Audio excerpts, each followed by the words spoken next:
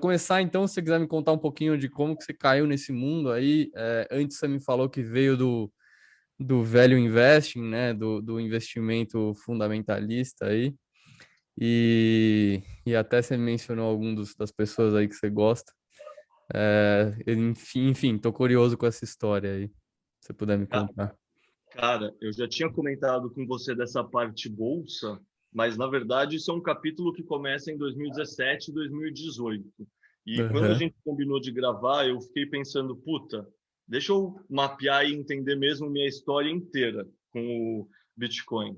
E aí eu mapeei e assim, a vontade de se matar é grande, assim, sabe? Eu sempre lembro de um vídeo do American Hodl que ele fala, puta, você sabe como eu me sinto idiota? Se eu tivesse conhecido isso antes, eu podia ter uma ilha agora. Sim. E tipo, puta, eu lembro muito claramente quando eu tava para ir nos jogos universitários que chama BIF, que é uns jogos alternativos que tem na USP, Aham. eu e meus amigos combinando de comprar coisas no Silk Road. O spoiler Caraca. a gente deixa implícito, mas usar o Aham. Silk Road em 2011 e 2012 isso. E aí eu não me inteirei mais, eu fiquei com preguiça porque eu, tipo, fiquei com preguiça de anotar os endereços no Tor porque não teria um navegador como o Google. Erro número um, que Sei. assim, Nossa. posso me chicotear o resto da vida.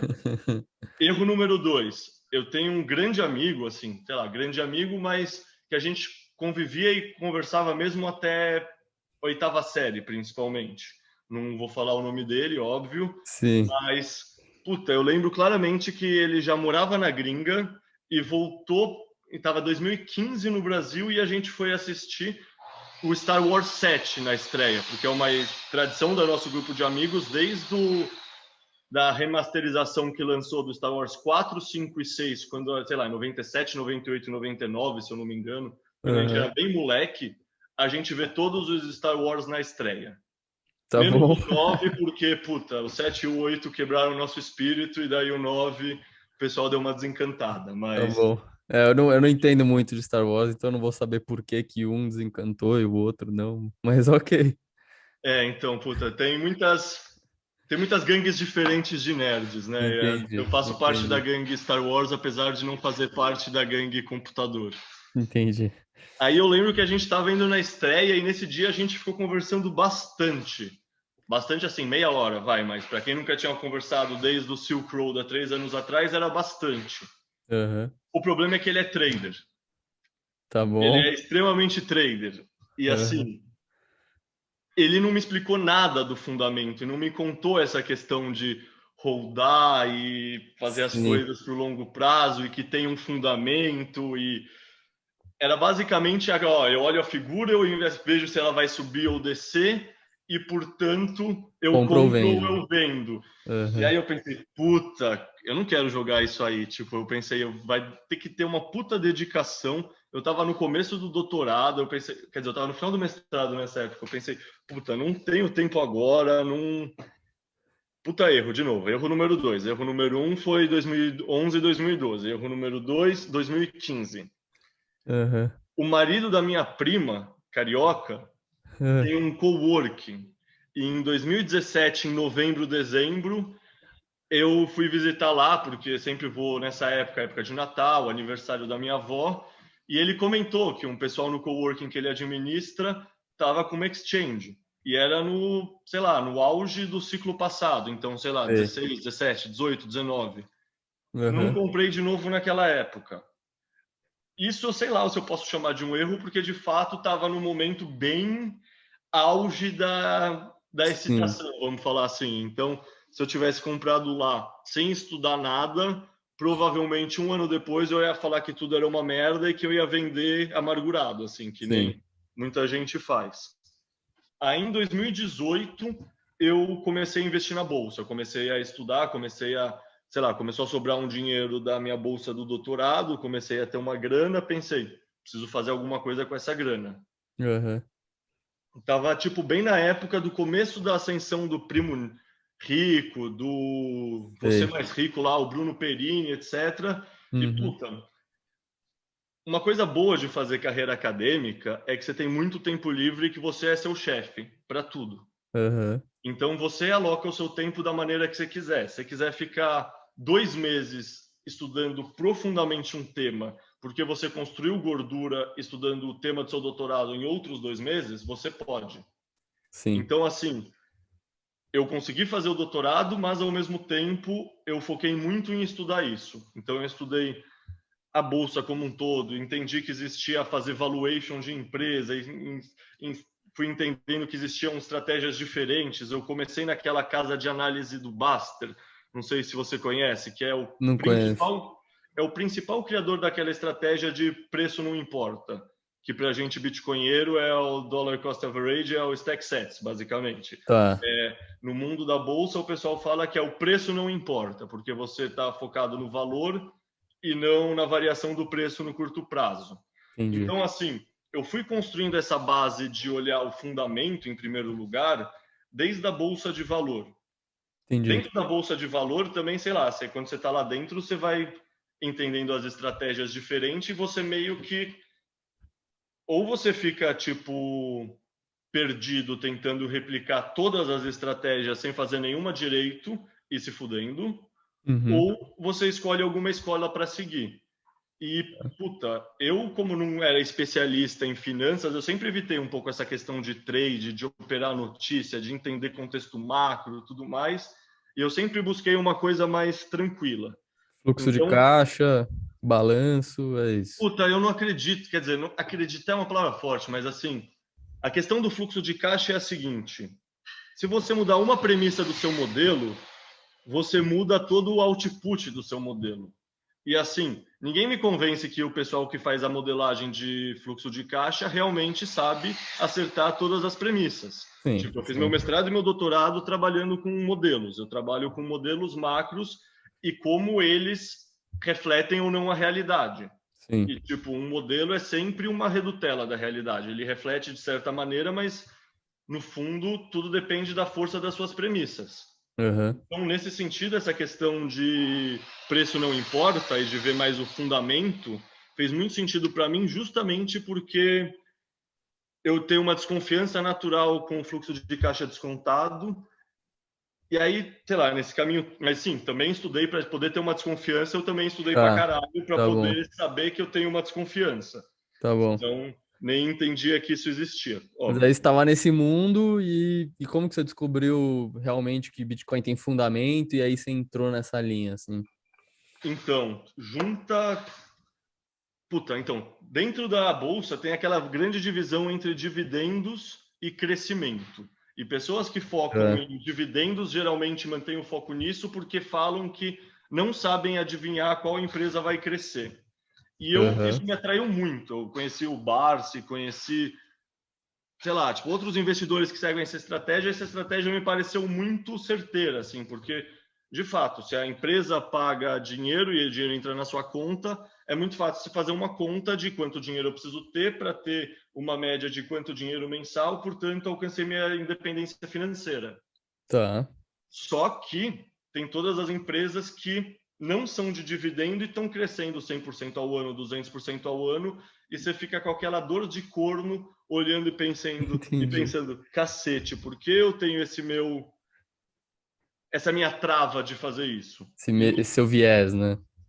E no fundo, assim, me teve duas coisas da bolsa que me levaram muito a olhar o Bitcoin de outra forma. Primeiro foi a Magazine Luiza. Eu não Tá. investi nela em 2017, 2018, nem em 2019 e nem no começo de 2020. Por quê?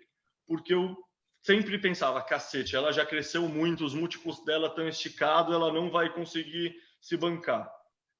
E aí eu fui entendendo que, na verdade, não. Na verdade, esse é um viés meu, que é o viés do platô, que é achar que todo crescimento está no passado.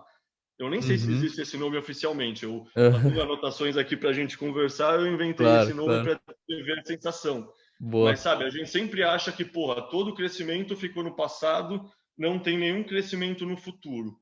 Justamente Uhum. por isso, inclusive, que eu estudei bastante os textos de adoção, que é aquela coisa de ver qual é a pista para frente, não só a pista para trás, é Sim. entender como vai Adoção funcionar. da tecnologia, né? Você está falando. Você escreveu um texto Exato, a sobre adoção isso, da né? rede Bitcoin, não Sim, necessariamente só a adoção do ativo Bitcoin. sim. E aí, uma outra coisa, eu seguia o Henrique Breda bastante. O Aham. Henrique Breda sempre falou de inflação de ativos.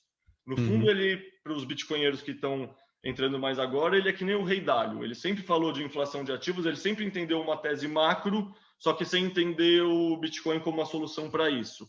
Mas ele me apresentou muito para esse problema que eu já instintivamente sabia que existia, mas não sabia articular o que era. Que é essa questão de poder de compra e por que a nossa geração está tão fodida comparativamente à geração dos meus irmãos, 10 anos mais velhos que eu, ou comparativamente à questão do meu pai e da minha mãe, 30 e 40 anos mais velhos que eu. Sim. Por que a nossa geração está tão cagada? Isso nunca Exato. fazia sentido para mim.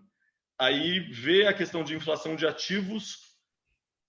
E te explicou isso, então, tipo, o Breda te introduziu mais ou menos essa noção macroeconômica do porquê que a inflação de ativos está acontecendo no mundo, e isso encaixou com essa sua angústia de por que que os millennials estão tão Então, fodidos.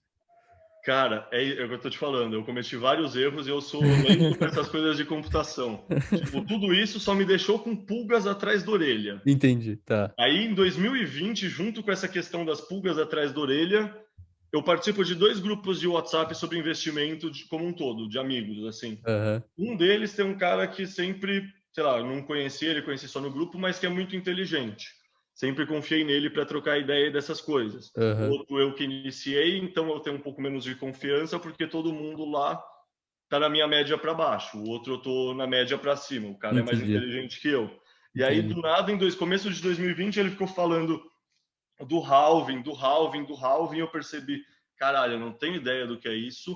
Eu sempre olho para o Bitcoin e não me informo, e talvez eu esteja perdendo uma grande oportunidade. Uhum. Ano que vem eu vou estudar isso, ou seja, isso era em 2020, eu pensando que em 2021 eu começaria a estudar isso, porque Uhum. esse ano eu quero estudar a Bolsa Americana e eu estava com essa minha listinha de aprendizados. Tá. Chegou setembro, eu estava trabalhando, sou fundador de uma startup de educação. Uhum. E nessa startup de educação eu estava pesquisando os ciclos geracionais para entender como estão os jovens de 15 a 18 anos hoje em dia, porque a gente trabalha focado no ensino médio. Legal. Pesquisando sobre isso, eu cheguei a uma teoria americana que chama Four Turning, que é de um dos fundadores daquele canal do YouTube que chama Red Eye, que basicamente analisa os ciclos geracionais e como cada geração tem características diferentes das outras. Legal. Eu comecei a ficar interessado pelo tema e no segundo vídeo que o YouTube me sugeriu sobre o tema, tinha o Raul Paul falando com esse cara dessa teoria, Ah, falando bacana. sobre Bitcoin como o dinheiro dessa nova geração digital. Então, Bacana. assim, eu entendo toda a crítica que a comunidade tem ao Raul Paul. Eu Sim. acho ele engraçado, assim, tipo, muitos dos comentários dele eu obviamente discordo, mas eu tenho uma dívida de gratidão com ele e eu entendo, e assim, eu acho ele muito mais inteligente que vários outros mais velhos que pensam, eu não entendo, portanto eu não invisto. Ele pensa, Sim. eu não entendo, portanto eu vou ser agnóstico e fazer uma cesta de ativos.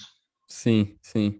É, O Raul Paul, eu segui ele bastante tempo e ele demorou para começar a tirar as asinhas de fora e começar a falar que gosta de altcoin, né? De shitcoin.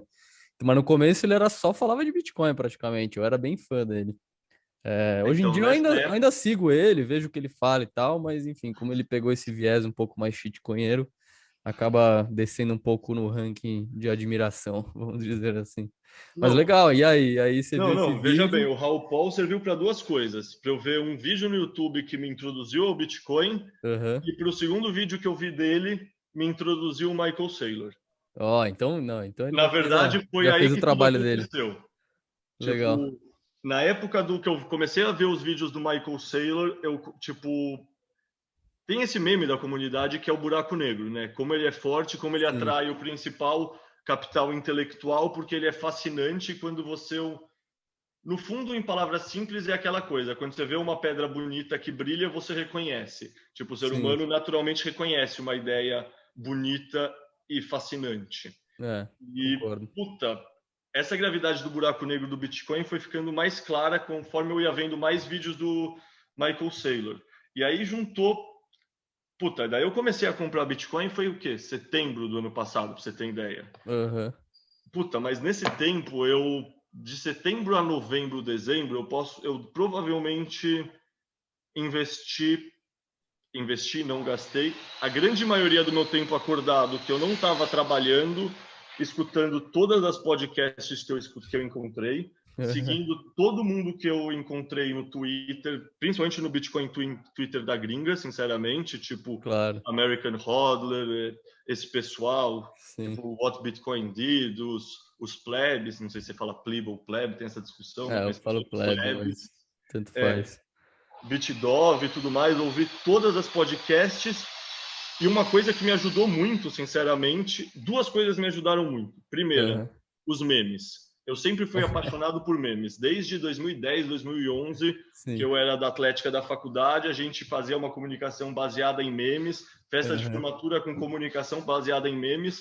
Tipo, eu realmente acredito que um meme bem feito é aquela questão que uma imagem vale mais do que 1000 palavras. Total, né? Então, Meme às vezes parece um negócio meio infantil ou meio zoeira, mas é uma coisa bem poderosa, né? puta, eu gosto muito da frase que meme é criptografia para boomer. Quem fala que é infantil geralmente está falando assim para agradar boomer ou porque algum Aham. boomer falou do lado, mas assim, Exato, é verdade, é tipo, o verdade. meme tem camadas e camadas de compreensão. Eu acho uma Exato. coisa Tem toda a incrível. razão, toda a razão. Então, assim, todos os memes que eu vi foram me explicando o Bitcoin muito bem. E aí, ao Sim. mesmo tempo, eu também tive a sorte de ter minha namorada, ainda tenho, então, tipo, tenho a sorte de ter minha namorada que também trabalha pra caralho, é, tipo, extremamente hardworking e Aham. começou a entrar, como, sei lá, todo o meu tempo livre eu tava vendo sobre Bitcoin, ela começou a ver também. E, na Aham. verdade, essa ficha do o meu bloco de gelo tá derretendo, tudo que eu trabalhei para ganhar na minha vida tá derretendo, caiu a ficha nela primeiro do que em mim, assim, ela em 2 meses foi do Que zero ao 100. incrível. Que Foi incrível. do zero ao 100 mesmo, assim, tipo, eu... E ela tá lá no Twitter? Não. Não sei Não, se você quer falar. Não.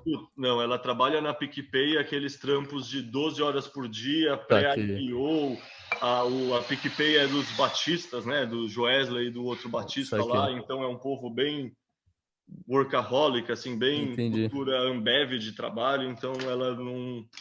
No fundo, eu faço a pesquisa e compartilho para nós dois, assim, e tipo, quando ela tem tempo livre, ela vê junto, mas essa ficha do gelo derretendo caiu para ela primeiro do que para mim. Eu tava no, Sim. pô, é um head, é, tipo, eu sou fã do Taleb, era fã do Sim. Taleb, eu sou fã dos Aham. livros do Taleb, Aham. tipo, amo.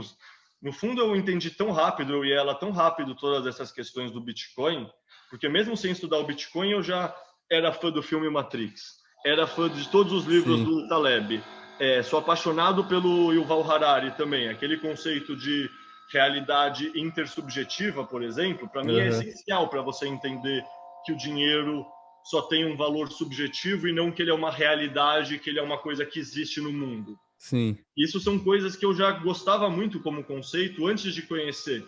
E, sinceramente, eu acho que é muito mais difícil alguém entender a proposta de valor mesmo do Bitcoin, tudo que ele significa, sem entender isso, sem entender teoria dos jogos, que outra coisa que eu gostava por gostar de biologia bastante, de seleção natural. Então, Legal. no fundo, foi muito rápido porque já tinha muito estudo não relacionado ao tema que se encaixava para o tema. Sim.